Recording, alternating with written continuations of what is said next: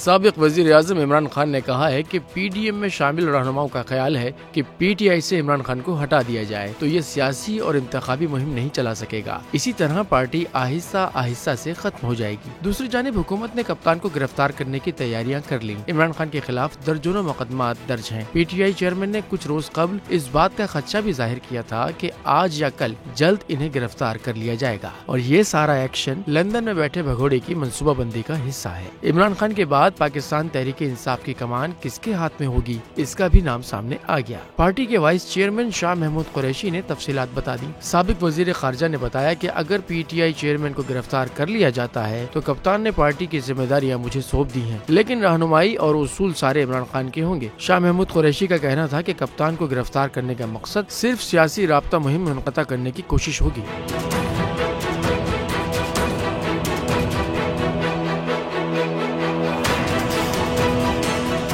जो निजाम है वो कुफ्र का तो चल सकता है मगर जुल्म का निजाम नहीं चल सकता। शोएब शेख साहब का दिन के उजाले में अगवा जो है आजादी इज़हार राय पर दहशतगर्दी है, शदीद हमला है।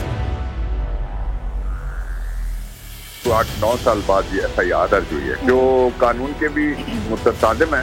एक शख्स के खिलाफ एक ही मुकदमे के किसी भी हिस्से के बारे में 2 दफा उसका ट्रायल नहीं हो सकता। साथी बरादरी अगर आपस में मुत्तहिद होकर तहफ़्फ़ुज़ नहीं करेगी कि इस तरह की जो यलगार है, एक रियासती जबर है, उसको जब तक कला कमा नहीं करेगी तो फिर कल को खुद भी इसमें आएंगे।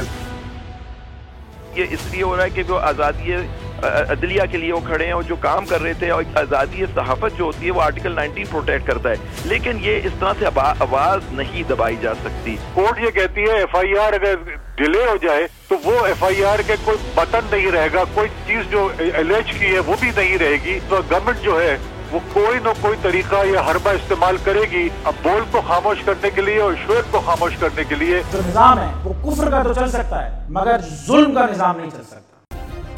सब्सक्राइब करें और बेल दबाएं ताकि कोई खबर रह न जाए।